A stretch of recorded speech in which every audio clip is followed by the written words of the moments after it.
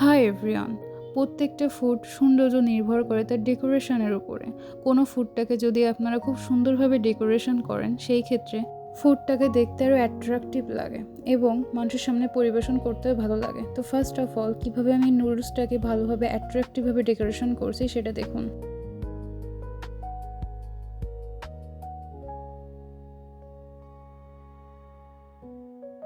এখানে যে রেড নুডলসটা দেখা যাচ্ছে সেটা টমেটো সস দিয়ে মিক্সড করা হয়েছে এবং অনিয়নগুলো উপর থেকে ডিজাইন করে দেওয়া হয়েছে এবং লেমনগুলো সাইডে দিয়েছি।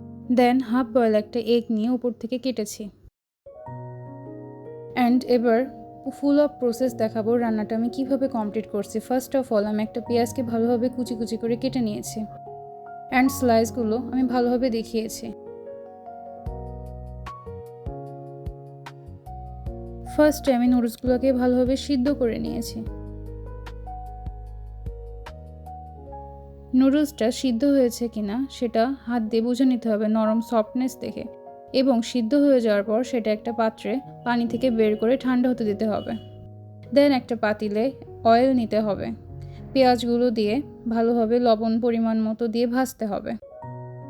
আগে থেকে কেটে রাখা টমেটোটা একটু তেলের ভিতরে দিয়ে ভাপ দিয়ে নিলাম যাতে টমেটোর খোসাটা পরে আমি তুলতে পারি। আলু দিয়ে দিলাম, দিয়ে এবার পেঁয়াজটার সঙ্গে নাড়াচাড়া করছি ভালো করে এবার টমেটোর খোসাগুলো তুলছি।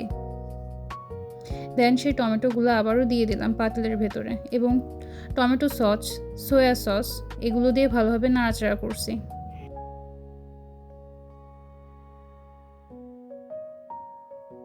কিছুক্ষণ ভালোভাবে নাড়াচাড়া করার পর একটা এগ দিয়ে দিব।